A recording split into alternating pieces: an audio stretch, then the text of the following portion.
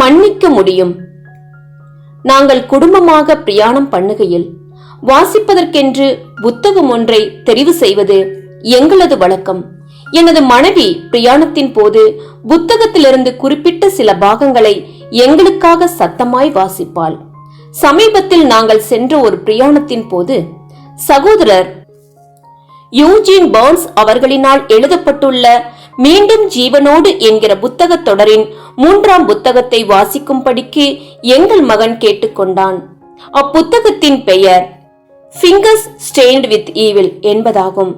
கிபி 1420 முதல் கிபி 1498 ஆண்டு வரை வாழ்ந்த தாமஸ் டி டர்க்யூமாடா என்பவரின் உயிர்த்தெழுதல் பற்றின கற்பனை கதையோடு அப்புத்தகம் துவங்குகின்றது. 14ஆம் நூற்றாண்டின் பிற்பகுதியில் சம்பவித்த ஸ்பானிய கத்தோலிக்க ஒடுக்குமுறை விசாரணையின் போது இவர் 1443ஆம் வருடம் முதல் தனது மரணம் வரையிலும் ஸ்பெயின் நாட்டின் மத விசாரணைக்காரராய் செயல்பட்டவர் ஆவார்.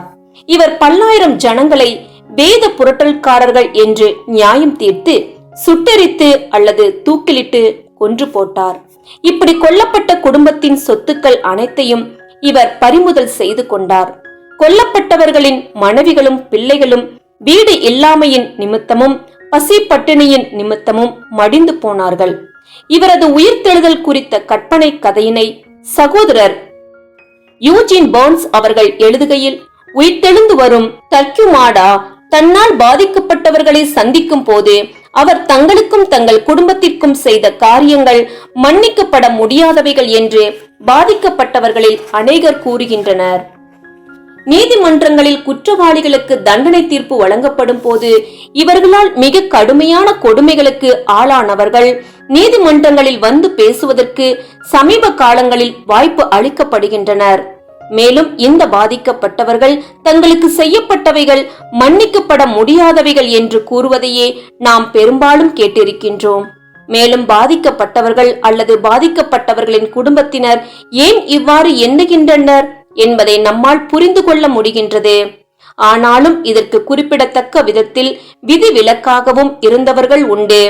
பாதிக்கப்பட்டவர்களில் சிலரும் அவர்களுடைய குடும்பத்தினரும் குற்றவாளி செய்த குற்றம் தங்கள் மீது எத்தகைய கொடிய தாக்கங்களை ஏற்படுத்தியுள்ளது என்று விவரித்தவர்களாகவும் பின்னர் தாங்கள் குற்றவாளியை மன்னிப்பதாகவும் தெரிவித்துள்ளனர். இந்த விதிவிலக்கான சம்பவங்கள் அன்பினுடைய மறுரூபமாக்கும் வல்லமைக்கு, அதாவது மன்னிப்பு மூலம் வெளிப்படும் அன்பின் வல்லமைக்கு ஆற்றல் மிக்க சாட்சியங்களாக விளங்குகின்றன. ஈடுபலி மற்றும் திரும்ப கொடுத்தல் பற்றின தேவனுடைய திட்டத்திற்கு எப்படி மன்னிப்பு என்னும் காரியம் முக்கியமானதாகவும் மைய கருத்தாகவும் காணப்படுகின்றது என்பதை கிறிஸ்துவர்களாகிய நாம் அறிவோம். நாம் எவ்வளவாக மன்னிக்கப்பட்டிருக்கின்றோம் என்பதையும் நாம் அறிவோம். மேலும் மற்றவர்களை மன்னிக்க கற்றுக்கொள்வது என்பது பரலோகத்தின் கதவுகள் நமக்கு திறக்கப்படும்படிக்கு நாம் பெற்றிருக்க வேண்டிய குண லட்சணத்தின் விஷயத்தில் மிகவும் முக்கியமான காரியமாக காணப்படுகின்றது என்பதையும் நாம் தெளிவாக அறிவோம். தாம் கடன் பட்டிராத ஒரு கடனை இயேசு கட்டி தீர்த்தார். ஏனென்றால் நாம் கட்டி தீர்க்க முடியாத ஒரு கடனையே நாம் கட்டி தீர்க்கும்படிக்கு கடமைப்பட்டிருந்தோம் என ஒரு மனுஷன் எழுதியிருக்கின்றார். மத்தேயு 18ஆம் அதிகாரத்தில் செலுத்த முடியாத கடனை பெற்றிருந்த 2 ஊழியக்காரர்கள் பற்றின ஊமையினை இயேசு நமக்கு கூறியுள்ளார். அவ்வூமையின் பாடம் என்னவெனில், நம்மால் செலுத்த இயலாத கடனை நமது பரமபிதா மன்னித்திருக்கின்றபடியால் நாமும் மற்றவர்கள் நம்மிடம் பட்டிருக்கும் கடனை மன்னிக்கும்படிக்கு எதிர்பார்க்கப்படுகின்றது என்பதே ஆகும். இவ்வூமையின் வாயிலாக வெளிப்படும் படிப்பினையில் தளர்வுகள் எவற்றிற்கும் இடமில்லை. நமக்கு கடன் பட்டிருக்கின்ற தப்பிதங்கள் செய்துள்ள ஒவ்வொருவரையும் நாம் நம்முடைய இருதயத்தின் ஆழத்திலிருந்து மன்னிக்க வேண்டும். நம்மை காயப்படுத்தினவர்களுக்கு எதிராக அல்லது நமக்கு விரோதமாய் தப்பிதங்கள் செய்தவர்களுக்கு எதிராக நாம் கொண்டிருக்கும் கோபத்தை, மனக்கசப்பை நாம் மன்னித்து விட வேண்டும். இயேசு இந்த பாடத்தை மலை பிரசங்கத்திலும் நமக்கு கொடுத்திருக்கின்றார். மத்தேயு 6ஆம் அதிகாரம் 14 மற்றும் 15ஆம் வசனங்களில் நாம் பின்வருமாறு வாசிக்கின்றோம். மனுஷருடைய தப்பிதங்களை நீங்கள் அவர்களுக்கு மன்னித்தால் உங்கள் பரமபிதா உங்களுக்கும் மன்னிப்பார்.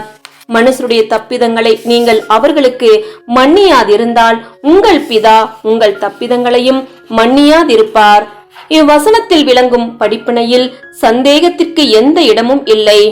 ஆனாலும் மன்னிக்கப்பட முடியாத சில விஷயங்கள் என்று ஏதேனும் காணப்படுகின்றதா? மனித சரித்திரத்தின் பக்கங்களில் ஒருவருக்கொருவர் செய்துள்ள நம்ப முடியாத கொடுமைகள் பற்றின சம்பவங்களும் ஒருவர் இன்னொருவரால் அனுபவித்துள்ள நம்ப முடியாத அளவுக்கு உள்ள கஷ்டங்கள் பற்றின காரியங்களும் ஆகிய பதிவுகள் நிரம்பி காணப்படுகின்றன. மனு குலத்தினுடைய சமுதாய மற்றும் அரசியல் சரித்திரத்தில் நம்பிக்கை துரோகங்களும் அடக்குமுறைகளும் அலட்சியங்களும் பகைமைகளும் ஆகிய நிகழ்வுகள் நிரம்பி காணப்படுகின்றன. இவ்வளவு அநியாயங்கள் நடைபெற்றிருக்கின்ற போதிலும் மனிதன் செய்துள்ள இக்காரியங்களில் எதையேனும் தேவன் மன்னிக்க முடியாதவையாக கருத போகின்றார் என்ற எண்ணம் எனக்கு இல்லை. இம்மாதிரியான காரியங்களில் தேவனுடைய கண்ணோட்டத்தினையே நாமும் பெற்றிருப்பதும் பின்னர் அதன்படியே நடப்பதுமே கிறிஸ்துவர்கள் என நமக்கு இருக்கும் சவாலாக காணப்படுகின்றது. நமக்கு எதிராக காரியங்களை தீங்கை செய்தவர் நம்முடைய ஆவிக்குரிய குடும்பத்திற்குள் நம்முடைய ஐக்கியத்திற்குள் காணப்படும் ஒருவராக இருப்பினும் அல்லது நம்மை சுற்றியுள்ள உலகத்தில் உள்ள ஒருவராக இருப்பினும் அது ஒரு பொருட்டல்ல. நாம் எவ்வாறு நமது கர்த்தராகிய இயேசுவின் சீஷர்கள் என வாழ வேண்டும் என்பதை அவர் ஊமைகளாகிய கதைகளை பயன்படுத்தி கற்பித்துள்ளார். ஊமைகளை அவர் பல்வேறு காரணங்களுக்காக பயன்படுத்தினார். அப்படிப்பட்ட காரணங்களில் ஒன்று, அவர் பேசுவதை கேட்டுக் கொண்டிருந்தவர்கள் மற்றவர்களை பற்றின கதைகளை கேட்பதற்கு கவனம் செலுத்தும் பொதுவான இயல்பை உடையவர்களாய் காணப்பட்டனர் என்பதாகும். மற்றவர்களின் சங்கதியை பார்ப்பதும் அதிலிருந்து பாடம் அடைவதுமாகிய காரியம் குறித்து நம் அனைவராலும் புரிந்து கொள்ள முடிகின்றது. ஆகையால் சில சமயங்களில் மன்னிப்பை வழங்குவது எனக்கு சவாலாக அமையும் போது கொடூரமான குற்றங்களை மன்னிக்க முடிந்தவர்களாக காணப்படுகின்ற சில உலக மனிதர்கள் பற்றின சம்பவங்களிலிருந்து நான் ஊக்கம் அடைவதுண்டு. நீங்களும் அநேகமாக அப்படியாகத்தான் உணர்வீர்கள் என்று நம்புகின்றேன். நான் 5 சம்பவங்களை உங்களோடு பகிர்ந்து கொள்ள விரும்புகின்றேன். அவைகள் சமகாலத்தில் நிகழ்ந்த மன்னிப்பு சம்பந்தப்பட்ட 5 சம்பவங்களாகும். அவைகளில் சில உங்களுக்கும் பரிச்சயமாக காணப்படலாம். முதலாம் சம்பவம், உங்களோடு ஆசிரியராகிய நான் பகிர்ந்து கொள்ள விரும்புகின்ற முதலாம் சம்பவம் ஒரு பள்ளி வளாகத்தில் நடைபெற்ற கோரமான துப்பாக்கிச் சூடு சம்பவமாகும். அது பென்சில்வேனியாவில் நிக்கேல் சுரங்கங்கள் காணப்படும் கிராமங்கள் ஒன்றில் சம்பவித்தது. அது அமிஸ் சமுதாயத்தினர் வாழும் கிராம பகுதியாகும். அமிஷின் கருணை எனும் பெயரில் 2010 வருடம் திரைப்படம் ஒன்று இயற்றப்பட்டது. அந்த திரைப்படத்தை சுருக்கமாக நான் பகிரப் போகின்றேன். அத்திரைப்படத்தில் சம்பந்தப்பட்டவர்கள் சிலரின் பெயர்களுக்கு மாற்று பெயர்கள் பயன்படுத்தப்பட்டுள்ளது. அமிஷின் கருணை எனும் திரைப்படமானது 6 முதல் 13 வயதை உடைய சிறுமிகள் சுடப்பட்ட சம்பவத்தை காட்சிப்படுத்தியுள்ளது. 2006 அக்டோபர் மாதம் நிகழ்த்தப்பட்டிருந்த துப்பாக்கிச் சூட்டில் அமிஷ் பள்ளிக்கூடத்தின் ஓர் அறையில் 5 சிறுமிகள் இறந்து கிடந்தனர். இங்கு மிகவும் பிரமிக்கத்தக்க விஷயம் என்னவெனில், அந்த அமிஷ் சமுதாயத்தினர் வெளிப்படுத்தின அன்பு மற்றும் மன்னிப்பின் ஆவியே ஆகும். துப்பாக்கிச் சூட்டை நடத்தினவர் அமிஷ் சமுதாயத்தினருக்கு நன்கு அறிமுகமானவராக காணப்பட்ட சார்லி ராபர்ட்ஸ் எனும் மனிதனாவார். இவர் அமிஷ் சமுதாயத்தினரின் பால் பண்ணைகளிலிருந்து பாலை வாங்கி வரும் பால் வண்டியின் ஓட்டுநர் ஆவார். சிறுமிகளை சுட்ட பிற்பாடு இவர் தற்கொலை செய்து கொண்டார். மேலும் தான் இப்படி செய்ததற்குரிய காரணத்தை கடிதத்தில் எழுதி மறித்திருக்கின்றார். அக்கடிதத்தில் தனது பிஞ்சு குழந்தையாகிய மகள் 1997 வருடத்தில் பிறந்த அதே நாளில் தானே மரித்து போன காரணத்தின் நிமித்தம் தேவன் மீது தான் கோபத்தில் இருந்ததால் இப்படி செய்ததாக எழுதியுள்ளார். காவல்துறையினரும் செய்தித்துறையினரும் சம்பவ இடத்திற்கு வந்து குவிந்தனர். பாதிக்கப்பட்ட குடும்பத்தினரில் ஒரு குடும்பத்தினர் தங்கள் மகளாகிய மேரி பெத் சுட்டுக் கொல்லப்பட்டுள்ள சிறுமிகளில் ஒருவளாக இருக்கின்றாள் என்று அறிந்து கொண்டனர். அதே நாளில் அமிஷ் சமுதாயத்தினரின் பெரியவர்கள் திருமதி ஏமி ராபர்ட்ஸை அதாவது கொலை புரிந்தவரின் மனைவியை சந்திக்க வேண்டும் என்று முடிவெடுத்து போய் சந்தித்திருக்கின்றனர். அமிஸ் சமுதாயத்தின் பெரியவர்கள் திருமதி ஏமி ராபர்ட்ஸிடம் தாங்கள் சார்லியை மன்னிப்பதாக தெரிவிக்கின்றனர். ஆனால் இதை திருமதி ஏமி ராபர்ட்ஸால் நம்பவே முடியவில்லை. தனது கணவன் செய்திருக்கும் குற்றத்தை அவர்களால் எப்படி மன்னிக்க முடிந்தது என்பதை அவளால் புரிந்து கொள்ளவே முடியவில்லை. அமிஸ் சமுதாயத்தின் பெரியவர்கள் பின்வருமாறு: நீங்கள் உங்கள் கணவனையும் உங்கள் பிள்ளைகள் அவர்களது தகப்பனையும் இழந்துள்ள இந்த இழப்பின் நிமித்தம் உங்களுக்காக வருந்துகின்றோம், உங்களுக்காகவும் நாங்கள் துயரப்படுகின்றோம் என்று தெரிவித்தனர்.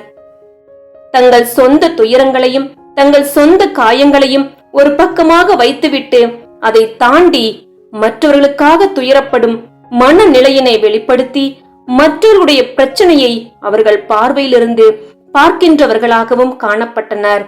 பக்கத்து கிராமங்களில் இருந்தவர்கள் இந்த துயர நிகழ்வில் அமிஸ் சமுதாயத்தினருக்கு உதவிக்கரங்களை நீட்டுவதற்கு திரண்டு வந்தனர். அமிஸ் கிராமத்தினரிடம் வண்டி வசதிகள் இல்லாதிருந்ததினால் மருத்துவமனை போன்ற இடங்களுக்கு பாதிக்கப்பட்ட குடும்பத்தினர் போய் வர காரில் ஏற்றிச் செல்லும் உதவிகளை புரிய பக்கத்து ஊர் ஜனங்கள் முன் வந்தனர். திருமதி ஏமி ராபர்ட்ஸும் ஓட்டுநராக உதவி செய்ய முன்வந்தாள். ராக்கேல் என்ற பெண்மணியின் 2 பெண் பிள்ளைகளில் ஒரு பிள்ளை மரித்தும் இன்னொரு பிள்ளையாகிய ரெபேக்கால் கோமா நிலையிலும் காணப்பட்டாள். ராக்கேலின் தோழியாகிய ஐடா கிரேபர் மரித்து போன சிறுமியாகிய மேரி பெத்தின் தாயாவாள். கோமா நிலையில் காணப்பட்ட ரெபேக்கால் மருத்துவமனையில் காணப்படுகையில் மருத்துவமனைக்கு செல்ல அவள் தாயாகிய ராக்கேலும் தோழியாகிய ஐடா கிரேபரும் தயாராக காணப்பட்டனர். இவர்களை மருத்துவமனைக்கு கூட்டிச் செல்ல வேண்டிய வண்டியை திருமதி ஏமி ராபர்ட்ஸ், அதாவது கொலை புரிந்தவரின் மனைவி, ஓட்டி வந்தாள். ராக்கேலும் ஐடாவும் வண்டியில் ஏறினார்கள். வண்டியை திருமதி ஏமி ராபர்ட்ஸ் ஓட்டிச் சென்றாள். திடீரென ஐடா வண்டியை நிறுத்தச் சொல்லி வண்டியை விட்டு இறங்கி விடுகின்றாள். ராக்கேலும் வெளியே இறங்கி ஐடாவிடம் என்னவாயிற்று என்று வினவுகின்றாள். தன் மகளை கொலை செய்த மனுஷனுடைய மனைவியின் உதவியால் தான் மருத்துவமனைக்கு அழைத்துச் செல்லப்படும் காரியத்தினை தன்னால் ஏற்றுக்கொள்ள முடியாது என்று ஐடா ராக்கேலிடம் குமுறுகின்றாள். ராக்கேலோ, நானும் ஒரு மகளை பறிகொடுத்திருக்கின்றேன். ஆனாலும் என் இருதயத்தை நான் அன்புக்கும் பகைமைக்கும் இடையிலான போர்க்களமாக மாற்றப் போவதில்லை. எனக்கும் மிகவும் வலிக்கின்றது. எனினும் ஐடா, நாம் அன்பைத்தான் தெரிவு செய்ய வேண்டும் என்று கூறுகின்றாள். அன்றைய தினமே ஐடா கிரேபரும் அவள் கணவனாகிய கிதியோனும் துயரத்திலிருந்து வெளிவருவதற்கு உதவும் ஓர் ஆலோசனை கூட்டத்தில் பங்கெடுப்பதற்கென்று உள்ளூரில் காணப்பட்ட தீயணைப்பு நிலையத்திற்கு போனார்கள். அதில் திருமதி ஏமி ராபர்ட்ஸும் பங்கெடுக்க வேண்டியிருந்தது. மறுபடியுமாக திருமதி ஏமி ராபர்ட்ஸ் எப்படி அவர்களால் தனது கணவனாகிய சார்லியை மன்னிக்க முடிந்தது என்பதை தன்னால் புரிந்து கொள்ள முடியவில்லை என்று தெரிவிக்கின்றாள். அதற்கு கிதியோன் பின்வருமாறு: எங்கள் மன்னிப்பிற்கும் சார்லிக்கும் சம்பந்தமில்லை. நாங்கள் மன்னித்து விட்டோம் என்று சொல்லும் போது மறந்துவிட்டோம் என்பதாகாது. குற்றத்தை பொறுத்து கொள்கின்றோம் என்பதும் இல்லை. இன்னுமாக ஒருவேளை கோபத்தையும் ஆத்திரத்தையும் வளரவிட்டு கொண்டே இருப்போமானால் உண்மையில் நாங்கள்தான் கஷ்டப்பட்டு தண்டிக்கப்பட்டு கொண்டிருப்பவர்களாக இருப்போம் என்பதையும் நாங்கள் அறிவோம் என்று பதிலளித்தார். இப்படியாக பேசிக் கொண்டிருக்கையில் ராக்கேல் ஆலோசனை கூட்டம் நடைபெற்று கொண்டிருக்கும் தீயணைப்பு நிலையத்திற்கு வந்து தன்னோடு கூட மருத்துவமனைக்கு வரும்படிக்கு கிதியோனிடமும் ஐடாவிடமும் கேட்டுக்கொள்கின்றாள். காரணம், கோமா நிலையில் காணப்பட்ட தனது மகள் ரெபேக்காள் விழித்து விட்டதாகவும் தங்களிடம் ஏதோ ஒன்றை சொல்வதற்கு தங்களை தேடுவதாகவும் கிதியோன் மற்றும் ஐடாவிடம் ராக்கேல் தெரிவிக்கின்றாள். சிறுமிகள் அனைவரையும் சார்லி ராபர்ட்ஸ்க்கு சுடுவதற்கு சற்று முன்பு கிதியோன் மற்றும் ஐடாவின் மகளாகிய மேரி பெத் எவ்வாறு சார்லி ராபர்ட்ஸ்காக ஜெபம் ஏறெடுத்தாள் என்பதை கோமாவிலிருந்து விழித்துக் கொண்ட ரெபேக்காள் மருத்துவமனைக்கு வந்த மூவரிடமும் பகிர்ந்து கொள்கின்றாள். இதை கேட்ட மாத்திரத்தில் வலியும் ஆத்திரமும் அந்த பெற்றோருக்கு மறைந்து போனது. தனது மகளை சார்லி கொலை செய்ய போகிற போதும் கூட சார்லிக்காக தனது மகளுடைய இருதயத்தில் அன்பு காணப்பட்டிருந்திருக்கின்றது என்பதை ஐடா உணர்ந்து கொள்கின்றாள். சில நாட்களுக்கு பிறகு சார்லி ராபர்ட்ஸ் அடக்கம் செய்யப்பட வேண்டிய நேரம் வந்தது. சார்லியின் மனைவியும் குழந்தைகளும் மாத்திரம் கல்லறையில் காணப்பட்டனர். அவர்கள் சென்று கொண்டிருந்த சபையின் அங்கத்தினர்களில் எவரும் அவருடைய அடக்கத்திற்கு கலந்து கொள்ளவில்லை. அவரது ஊர்ஜனங்கள் எவரும் அவருடைய அடக்கத்திற்கு கலந்து கொள்ளவில்லை. திடீரென அமிஸ் கிராமத்திலிருந்து பெரும் திரளான ஜனங்கள் கல்லறைக்குள் வந்து திருமதி ஏமி ராபர்ட்ஸோடும் அவளது பிள்ளைகளோடும் கூட நின்று கொண்டனர். அடக்கத்தை நடத்தி கொடுத்த ஊழியக்காரன், நமக்கு ஏற்பட்டுள்ள வழிகளுக்காக நாம் பழிவாங்க முற்படாமல் இருக்கையில் நம்முடைய இருதயங்களை நாம் மன்னிப்பு என்னும் சுகமளிக்கும் வெளிச்சத்திற்கு திறக்கையில் பின்னர் இருள் மறைந்து போய்விடுகின்றது, தீமையும் இல்லாது போகும் என்கிற சில வார்த்தைகளை அடக்க ஆராதனையின் போது கூறியுள்ளார். இந்த ஆச்சரியமான சம்பவம் மன்னிக்கப்பட முடியாதவைகள் என்று ஆசிரியராகிய நான் ஒரு காலத்தில் எண்ணியவைகள் கூட மன்னிக்கப்படக்கூடியவைகளாக இருக்கின்றன என்பதை எனக்கு காண்பித்து உதவியுள்ளது.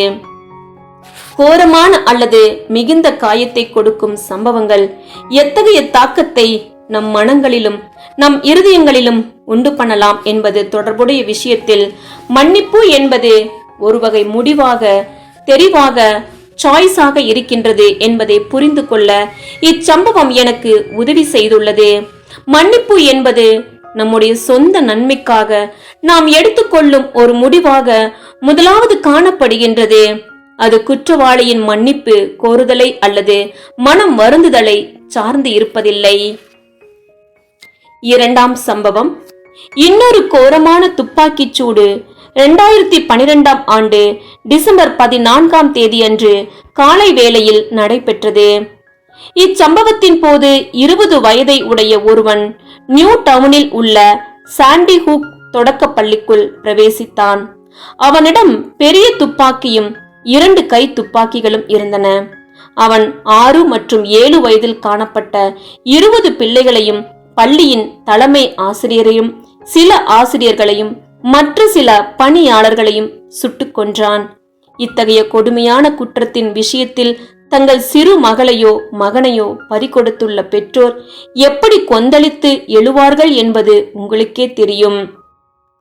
ராபி பார்க்கர் மற்றும் அவரது மனைவியும் இந்த கோர தாக்குதலில் 6 வயதான தங்கள் மகள் எமிலியை பறிகொடுத்து நின்றனர்.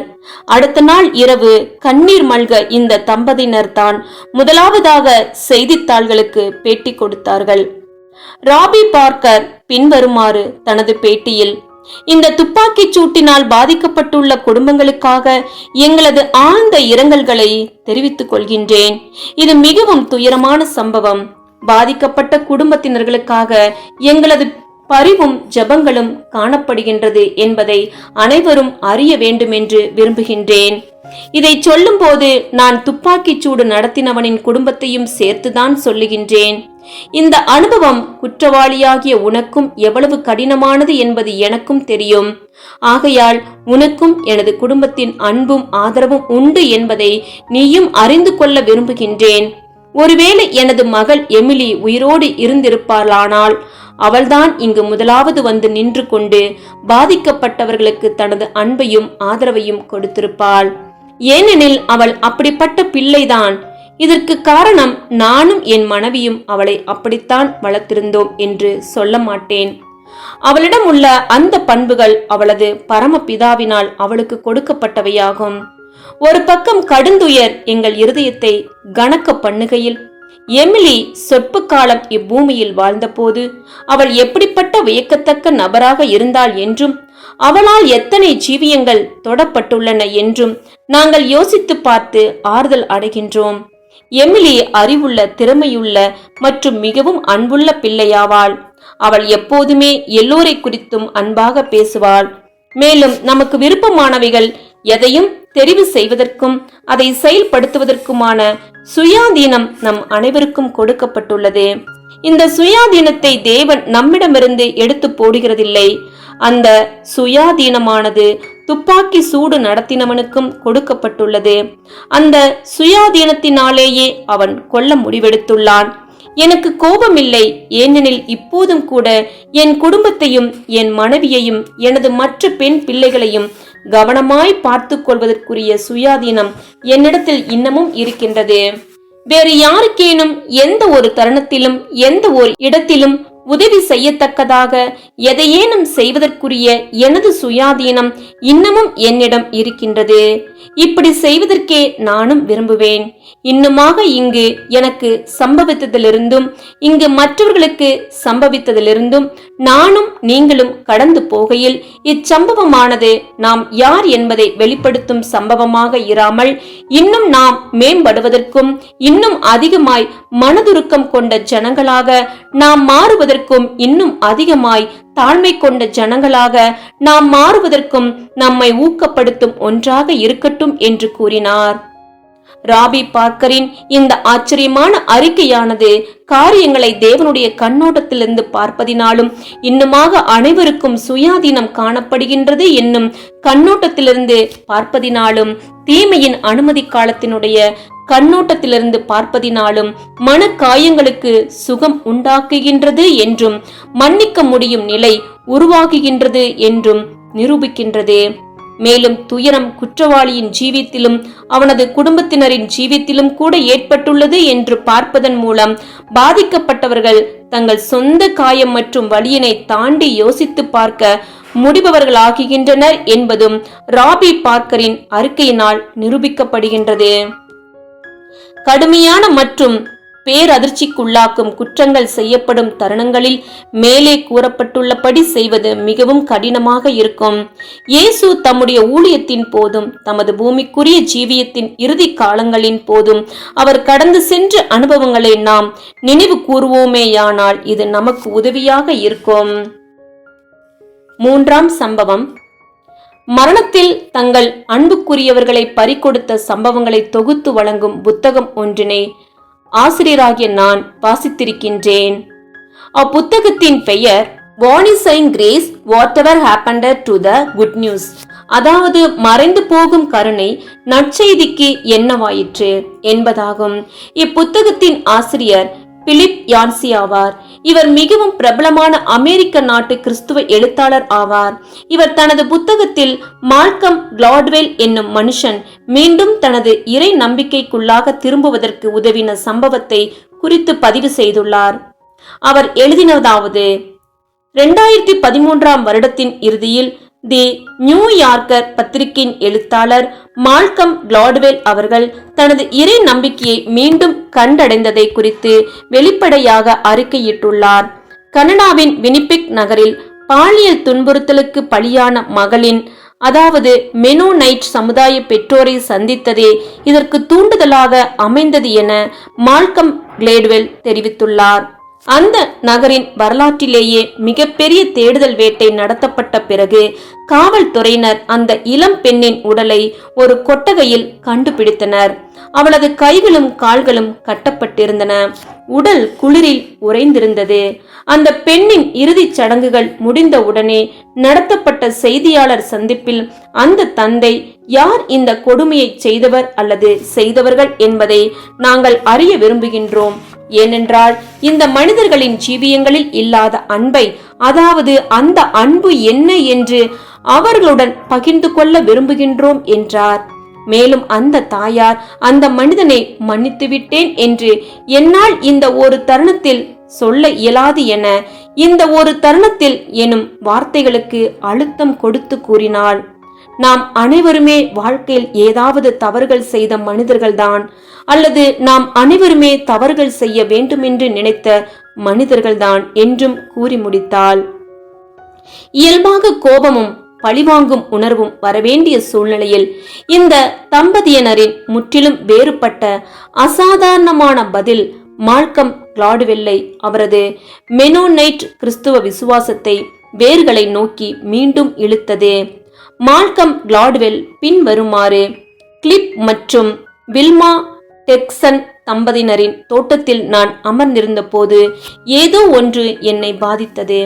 தங்கள் விசுவாசத்தினால் வலுவூட்ட பெற்ற ஜனங்களை பற்றி ஏதேனும் சுயசரிதை புத்தகத்தில் வாசித்தறிவது என்பது வேறு. ஆனால் முற்றிலும் அசாதாரணமான ஏதோ ஒன்றை செய்ய முடிந்தவனாக காணப்படும் ஒரு சாதாரணமான மனிதனை ஒரு சாதாரணமான வீட்டில் வைத்து நேரடியாய் சந்திப்பது என்பது முற்றிலும் வேறுபட்ட காரியமாகும். இவர்களது மகள் கொலை செய்யப்பட்டிருக்கின்றாள். ஆனால் டெர்க்சன் தம்பதியினர் செய்த முதல் விஷயம் செய்தியாளர் சந்திப்பில் மன்னிப்பு பற்றி பேசுவதுதான். நம்மில் அநேகருக்கு ஆவியின் போராயுதங்களை காண்பதில் உள்ள சிரமம் என்னவெனில் அவைகளை எங்கே தேட வேண்டும் என்று தெரியாமல் இருப்பதே ஆகும். அல்லது பூமி கடுத்த காரியங்களினால் திசை திருப்பப்படுவதினாலேயே ஆகும். ஆனால் இப்பொழுது அவற்றை கண்டு கொண்டேன். இனி நான் பின் மாற்றத்திற்குள்ளாக போக மாட்டேன் என்று கூறியுள்ளார். இந்த உலக ஜனங்கள் பல நிலைகளில், அதாவது இன ரீதியாக, பொருளாதார ரீதியாக, அரசியல் ரீதியாக, மத ரீதியாக என பிளவுபட்டுள்ள நிலையில் காணப்படுகையில் கிறிஸ்துவ கொள்கைகளை கடைபிடிக்கும் தனி மனிதர்களாகிய நாம் அன்பு மற்றும் மன்னிப்பின் பாதையில் நடந்து செல்வதன் மூலம் இப்பிரிவினைகளுக்கும் அப்பால் பார்க்க முடிபவர்களாகி இப்பிளவுகளுக்கு இடையே பாலமிட முடிபவர்களாகுவோம் என்பதை நாம் நினைவில் கொள்ள வேண்டும். 4ஆம் சம்பவம்.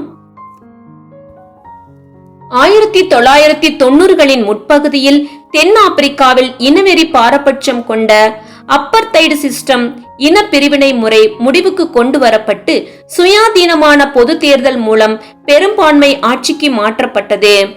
நெல்சன் மண்டேலா என்கிற கருப்பர் அதிபராக தேர்ந்தெடுக்கப்பட்டார்.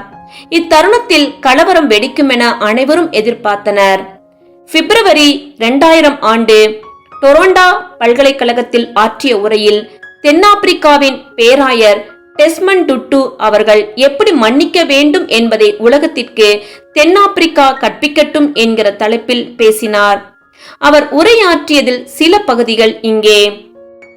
தென்னாப்பிரிக்க விவகாரங்களில் தேர்ச்சி பெற்ற மாணவர்களிடம், அதாவது இன பிரிவினை முறை முடிவுக்கு வந்து சுயாதீனமான பொது தேர்தல் கொண்டு வரப்பட்ட போது தென்னாப்பிரிக்காவில் என்ன நடக்கும் என்று கேட்கப்பட்ட போது கிட்டத்தட்ட அனைவரும் மிக மோசமான பேரிடர் சூழ்ந்து கொள்ளும் என்றே கணித்தார்கள். நிச்சயமாக பெரிய அளவில் இரத்த வெள்ளம் ஓடும் என்றே எதிர்பார்த்தார்கள். ஆனால் அது நடக்கவில்லை. மாறாக 1994ஆம் ஆண்டு ஏப்ரல் 27ஆம் தேதி அனைத்து தென்னாப்பிரிக்க மக்களும் நீண்ட வரிசைகளில் வாக்குச்சாவடிகளை நோக்கி செல்வதை உலகம் வியப்புடனும் உண்மையில் மரியாதையுடனும் கண்டு களித்தது. மேலும் 1994ஆம் ஆண்டு மே 10ஆம் தேதி நெல்சன் மண்டேலா தென்னாப்பிரிக்காவின் முதல் ஜனநாயக ரீதியாக தேர்ந்தெடுக்கப்பட்ட அதிபராக பதவி ஏற்பதை உலகம் மகிழ்ச்சியுடன் கண்டது. ரத்தம் சிந்தப்படாமல் அமைதியான முறையில் அநீதியிலிருந்தும் ஒடுக்குமுறையிலிருந்தும் இத்தேசம் சுதந்திரத்திற்குள்ளும் ஜனநாயகத்திற்குள்ளும் அடியெடுத்து வைப்பதை கண்ட உலகம் இதை ஓர் அற்புதம் என்று விவரித்தது. இன்னுமாக ஒரு கருப்பர் தலைமையிலான அரசு ஆட்சிக்கு வரும் வரை காத்திருங்கள்.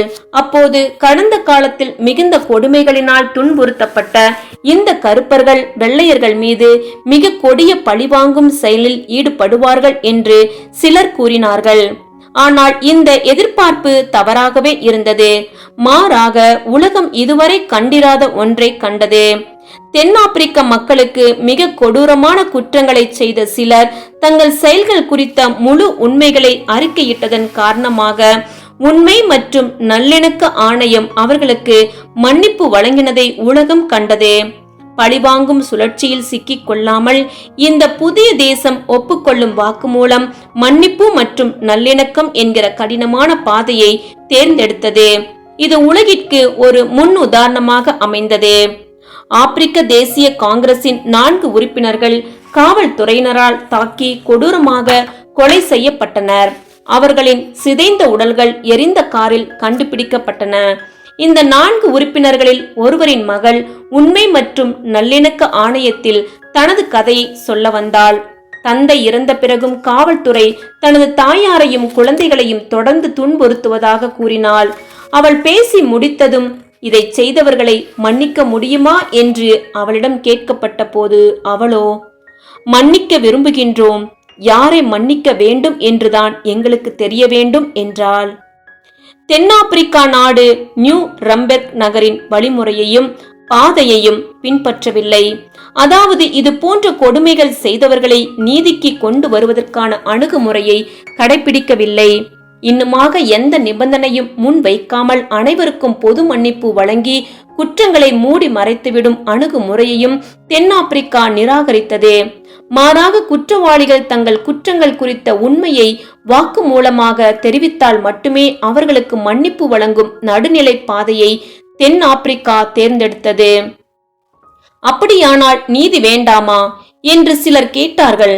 அதற்கு தண்டனை அளிக்கும் நீதி மட்டுமே நீதி இல்லை என்றும் மீட்டெடுக்கும் நீதி என்கிற நீதியும் உள்ளது என்றும் தென்னாப்பிரிக்கா பதிலளித்தது. இப்படியாக டெஸ்மண்ட் டுட்டு தனது உரையை நிறைவு செய்தார். தகவல் குறிப்பு: புரு சேர்க்கை அபார்ட்ஹைட் முறை தென்னாப்பிரிக்காவில் 1948ஆம் ஆண்டு அந்நாட்டின் வெள்ளை அரசாங்கத்தால் அமல்படுத்தப்பட்ட ஒரு சட்டப்பூர்வமான இனவெறி பிரிவினை முறையே அபார்ட்ஹைட் முறையாகும். இது கருப்பு தென்னாப்பிரிக்கர்களுக்கு வாக்குரிமை மறுப்பது உட்பட பல்வேறு ஒடுக்குமுறை கட்டுப்பாடுகளை அவர்கள் மீது விதித்தது. பல ஆண்டுகளாக நடந்த பேச்சுவார்த்தைகளுக்கு பின்னர் 1994ஆம் ஆண்டில் அபார்ட்ஹைட் முறை முடிவுக்கு வந்தது.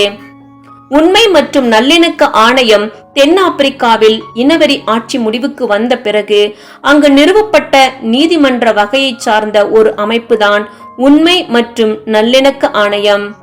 இது இனவெறி ஆட்சியால் பாதிக்கப்பட்டவர்கள் மற்றும் இதன் பெயரில் குற்றங்களை செய்தவர்கள் ஆகிய இரு தரப்பினரிடமிருந்தும் வாக்குமூலங்களை பெறுவதற்காக உருவாக்கப்பட்டது. டெஸ்மண்ட் டுட்டு இந்த ஆணையத்தின் தலைவராக இருந்தார். ஆப்பிரிக்க தேசிய காங்கிரஸ் இது தென்னாப்பிரிக்காவின் தேசியவாத கருப்பர் அரசியல் கட்சியாகும். இதனை நெல்சன் மண்டேலா தலைமை தாங்கினார்.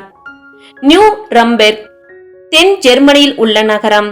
இங்கு நாசிப்போர் குற்றவாளிகள் நீதிமன்றத்தால் விசாரணைக்கு உட்படுத்தப்பட்டனர். சகோதர சகோதரிகளே, நம்முடைய தேவனை பொறுத்த மட்டில் நீதி என்பது மீட்பின் ரீதியில் உள்ளதே ஒழிய பழிவாங்கும் ரீதியில் இல்லை. மனு குலத்திற்கான அவரது முழு திட்டமும் தம் சிருஷ்டிகளுடன் அவர் பெற்றிருக்க விரும்பும் உறவினை மீட்டெடுப்பதற்காகவும் ஜனங்கள் ஒருவரோடு ஒருவர் கொண்டிருக்க வேண்டுமென அவர் விரும்பும் உறவினை மீட்டெடுப்பதற்காகவும் தான் வடிவமைக்கப்பட்டுள்ளது. அத்திட்டத்தினுடைய மிக வல்லமையான பாகம் பாவங்களையும் காயங்களையும் குற்றங்களையும் மன்னிப்பதுதான். இது இயேசுவின் பாவ நிவாரண பலியினால் சாத்தியமாயிற்று. 5ஆம் சம்பவம். பல வருடங்களுக்கு முன்னதாக ஆசிரியராகிய நான் வாசித்த சம்பவத்தை உங்களோடு பகிர்ந்து கொள்ள விரும்புகின்றேன். அச்சம்பவமானது எவ்வளவு தூரம் மன்னிப்பும் ஒப்புரவாகுதலும் சேர்ந்து செல்ல முடியும் மற்றும் செல்ல வேண்டும் என்பதை வெளிப்படுத்துகின்றதாக இருக்கும். அது தங்கள் 18 வயது மகனை இழந்த பெற்றோர் பற்றின சம்பவமாகும். குடிபோதையில் வாகனம் ஓட்டிய ஒருவன் இவர்களது மகனின் வாகனம் வரும் தடத்தில் திசை மாறி வந்து நேருக்கு நேர் மோதி விபத்து ஏற்பட்டு இவர்களது மகன் உயிரிழந்தான். குடிபோதையில் வாகனம் ஓட்டியவன் சிறு காயங்களுடன் உயிர் பிழைத்தான். அந்த தாயார் ஒரு கிறிஸ்துவ பெண்மணியாகவும் சகல ஜனங்களையும் நாம் அன்பு கூற வேண்டும் என்றுள்ள கருத்தை உறுதியாக நம்பினவளாகவும் காணப்பட்டாள். ஆனால் குடிபோதையில் வாகனம் ஓட்டி வந்தவன் மீது அந்த தாயாருக்குள் மிக கடுமையான வெறுப்பின் உணர்வுகள் உருவாக ஆரம்பித்தது. முதல் கட்ட விசாரணையின் போது அவனை நீதிமன்றத்தில் கண்ட மாத்திரத்தில் அவள் மனதில் இருந்த வெறுப்பின் உணர்வுகள் இன்னும் அதிகரித்தது. வழக்கு நீதிமன்றத்திற்கு வந்தபோது அவனுக்கு சிறை தண்டனை வழங்கப்படாமல் மாறாக 5 வருட நிபந்தனை கால தண்டனை மட்டுமே விதிக்கப்பட்டது. நிபந்தனை கால விதிமுறைகளை அவன் மீறினால் மட்டுமே அவன் சிறைக்கு செல்ல வேண்டும். அவன் எந்த விதத்திலும் தப்பித்து விடக்கூடாது என்று அந்த தாய் தீவிரமாக இருந்தாள். மது அருந்தி வாகனம் ஓட்டுவதை தடுக்கும் விழிப்புணர்வு கூட்டத்தில் ஒரு பிற்பகல் வேளையில் அந்த தாய் கலந்து கொண்டிருந்த போது அவளுடைய மகனை கொன்ற இளைஞன் மேடையில் ஏறி சென்று ஓர் இரவன்று தான் எப்படி ஒரு குடும்பத்திற்கு துயரத்தையும் துன்பத்தையும் கொடுத்து விட்டான் என்பது பற்றி பேச ஆரம்பித்த போது அவள் ஆச்சரியப்பட்டாள். அவன் கதறியபடி தான் சிறையில் இருக்க வேண்டியவன் என்று உண்மையாகவே சொன்னான். அந்த தாய் ஆச்சரியப்பட்டாள். அவள் நினைத்திருந்த கொடூர மனிதன் அவன் இல்லையோ என்று எண்ணினாள். திடீரென அவனுக்காக மனதுருக்கம் கொண்டாள். கூட்டத்திற்கு பிற்பாடு அவனை சந்தித்து அவனோடு பேசினாள். பின்னர் அவன் இல்லத்திற்கும் போய் அவனை சந்தித்தாள். அவன் தொடர்ந்து மதுபானம் அறிந்து கொண்டுதான் வாழ்ந்து கொண்டிருந்தான். அவனது வாழ்க்கையில் வழிகாட்டுதல் தேவை என்பதை அறிந்து கொண்டாள். பைபிள் படிப்பு சம்பந்தப்பட்ட சிலவற்றை அவனுக்கு அனுப்புவதாக அவள் சொல்ல அவனும் மகிழ்ச்சியுடன் ஏற்றுக்கொண்டான்.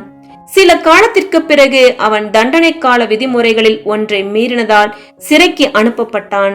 இந்த செய்தியை கேட்டு அவள் மனம் வருந்தினாள். ஆகையால் அவனை சிறையில் சென்று பார்த்தாள். சிறையில் அவனை கண்டபோது அவனை பார்த்து அவளுக்கு மிகுந்த இரக்கம் உண்டாயிற்று. அவன் செய்த செயலை கருத்தில் கொண்டால் இத்தகைய இரக்க உணர்வுகள் தனக்குள் தோன்றவே கூடாது என்று அவள் அறிந்திருந்தாள். அவர்கள் பேசிக்கொண்டிருக்கையில் அவளிடம் அவன் மன்னிப்பு கேட்டுக்கொண்டான். அவனை ஒரு கொலைக்காரனாகவோ அல்லது தனது மகனாகவோ பார்க்காமல் அன்பும் வழிகாட்டுதலும் தேவைப்படும் ஒரு மனிதனாக அவனை பார்க்க ஆரம்பித்தாள். அவனை மன்னிப்பதாக தெரிவித்தாள். பின்னர் அத்தாயாரும் அவனிடம் மன்னிப்பு கேட்டபோது அவன் ஆச்சரியத்திற்குள்ளானான். அவன் ஏன் என்று வினவின போது, உன்னை வெறுத்ததற்காக என்னை மன்னித்துக்கொள் என்று பதிலளித்தாள். அவனும் அவளை மன்னித்து விட்டான். மற்றவர்களை மட்டுமல்லாமல் நம் சத்துருக்களையும் நாம் மன்னிக்க வேண்டும் என்றும் அவர்களுக்கும் நாம் நன்மை செய்ய வேண்டும் என்றும் இயேசு கூறியுள்ளதை அவள் நினைவு கூர்ந்தாள். மது ஏற்கனவே ஒரு உயிரை குடித்து விட்டது. உன்னுடைய வாழ்க்கையும் அது பாழாக்கி போட விடாதே என்று கூறி அவனை ஊக்குவித்து அவனுடைய வாழ்க்கையை மீண்டும் கட்டமைக்க உதவும்படிக்கு அவள் தொடர்ந்து சிறைக்கு சென்று அவனை சந்தித்து வந்தாள். அவளும் அவளது கணவரும் ஒவ்வொரு ஞாயிற்றுக்கிழமையும் அவனை தேவாலயத்திற்கு அழைத்துச் செல்லவும் ஒரு நாள் முழுவதையும் அவனுடைய மேற்பார்வையில் கழிக்கவும் நீதிமன்றத்திடம் அனுமதி கேட்டு பெற்றுக்கொண்டனர். ஆசிரியராகிய நான் இந்த சம்பவத்தை குறித்து வாசித்த போது அவன் மீண்டும் சிறையிலிருந்து நிபந்தனை கால தண்டனையின் கீழ் வெளியே வந்திருந்தான். அவனது வாழ்க்கை மாற்றம் அடைந்திருந்தது. இப்பொழுது அவன் அவளுடைய குடும்பத்தின் நெருங்கிய நண்பனாக காணப்படுகின்றான். அன்புக்குரிய சகோதர சகோதரிகளே, இது எத்தனை ஆற்றல் மிக்க சம்பவ பதிவாக காணப்படுகின்றது. நானும் இதை போன்ற சூழ்நிலைகளுக்கு உள்ளாவேன் என்றால் என்னாலும் இப்படி நடந்து கொள்ள முடியும் என்று நம்புகின்றேன்.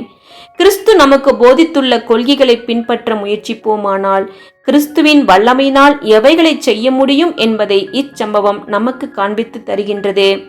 நாம் தேவ பக்தி உள்ள ஜீவியங்களை ஜீவிக்கும் போது மற்றவர்களையும் நம்மையும் குறித்து தேவன் கொண்டிருப்பது போன்ற ஒரு பார்வையினை நாமும் பெற்றிருப்போம்.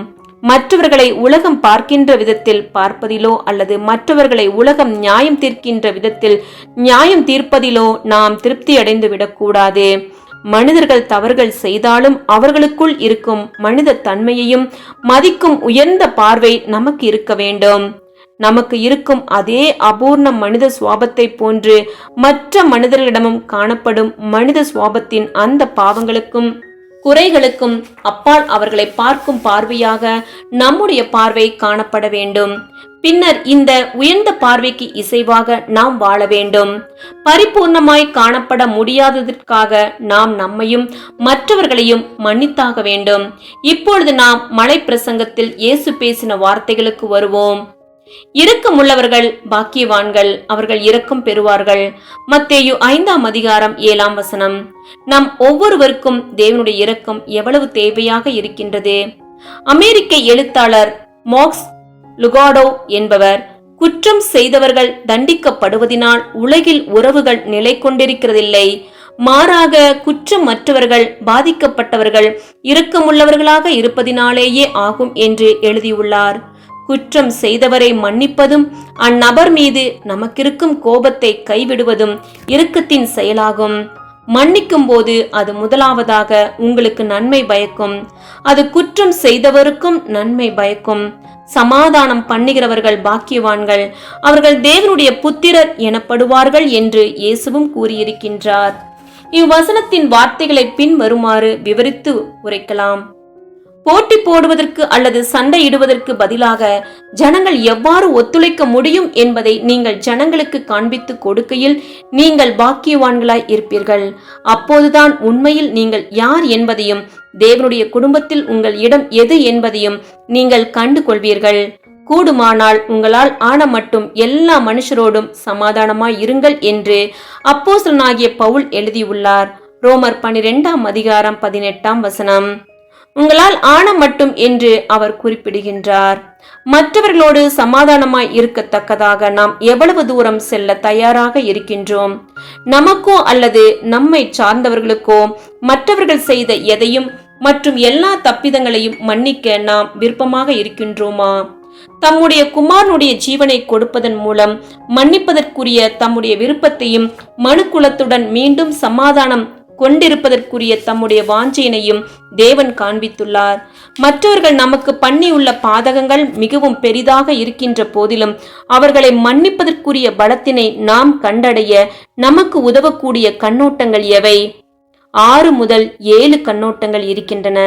அவை பின்வருமாறு: முதலாவதாக, நாம் நம்முடைய சொந்த அபூரணங்களை ஒப்புக்கொள்ள வேண்டும். இன்னுமாக குற்றம் செய்தவரை நம்மோடு நாம் ஒப்பிட்டு பார்க்க கூடாது. அப்போஸ்தலனாகிய பவுல் தன் மீது எந்த குற்றச்சாட்டுகளையும் சுமத்த முடியாது என்று தெரிவித்துள்ளார்.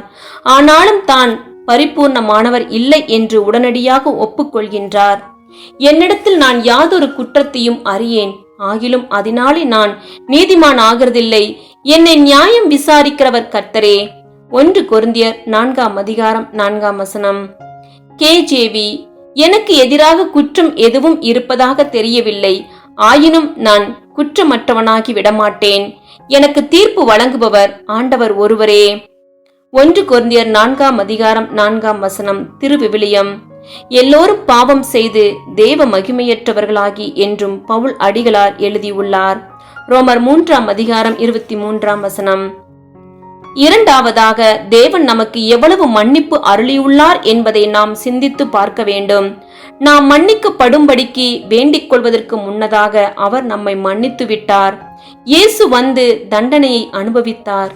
நாம் பாவிகளாக இருக்கையில் கிறிஸ்து நமக்காக மரித்ததினாலே தேவன் நம்மேல் வைத்த தமது அன்பை விளங்க பண்ணுகிறார்.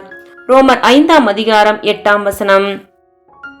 மூன்றாவதாக, நம்முடைய மனதில் நம்மால் முடிந்த மட்டும் நாம் பாவியிடமிருந்து பாவத்தை பிரித்து பார்க்க வேண்டும். குற்றவாளி ஒரு தனி மனிதனென இப்போது பெற்றிருக்கும் மற்ற சாதகமான நல்ல உண்மையான பண்புகளை குறித்து நாம் சிந்தித்து பார்ப்பதற்கு அல்லது அவன் அல்லது அவள் தேவனுடைய ராஜ்யத்தில் எப்படிப்பட்ட நபராக மாறுவார்கள் என்பதையாகிலும் சிந்தித்து பார்ப்பதற்கு நாம் முயற்சிக்க வேண்டும். ஒருவன் பற்றின இந்த ஒரு நல்ல அபிப்பிராயத்தை, தோற்றத்தை நம்மை காயப்படுத்தின அல்லது தாக்கின அவனது வார்த்தைகள் அல்லது செயல்களிடமிருந்து நம்முடைய மனங்களில் நாம் பிரித்து வைத்து விட வேண்டும்.